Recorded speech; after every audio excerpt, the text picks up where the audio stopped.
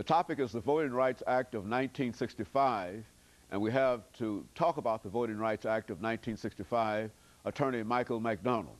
And of course, Attorney McDonald, before we had our first commercial break, we promised that we'd give you an opportunity to continue our discussion in reference to the suffrage or the vote in early America. Go on, let's continue from that. Well, before the break, we were talking about the four areas. Basically, was four procedures or four tools that were used to prevent or to limit the rights of Negroes or African Americans to vote. The first I mentioned was this grandfather exemption, which allowed for someone whose grandfather was eligible to vote in 1860 to continue to vote even after the passage of the 15th Amendment. Of course, Negroes were not eligible to vote in 1860, therefore that exemption didn't benefit them, and not too long after that the Supreme Court ruled that that was unconstitutional. The second way in which the rights of Negroes have been abridged is through something we call the white primary.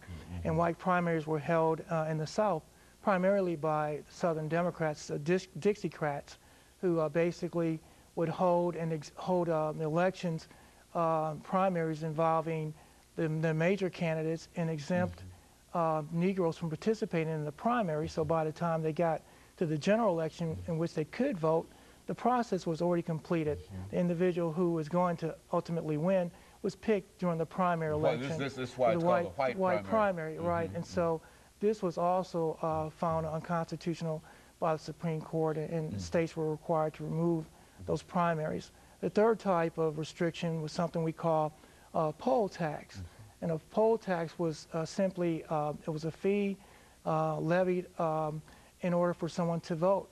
And what's strange about poll taxes was that in the South, those taxes became available during a period of time when sharecroppers had the least amount of money.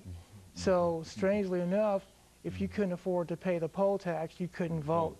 And then the fourth type of restriction is something we know as a literacy test.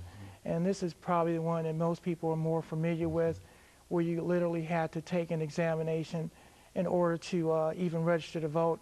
And usually some of the questions related to understanding the U.S. Constitution or state constitution.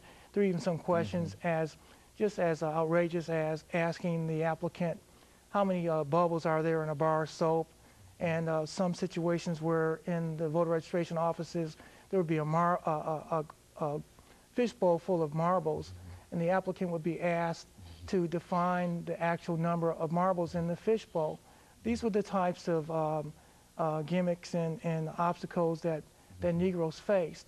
And prior to the Voting Rights Act of 1965, there were fewer than 70 black elected officials in the United States. Following the passage of the Voting Rights Act of 1965, the number shot up to two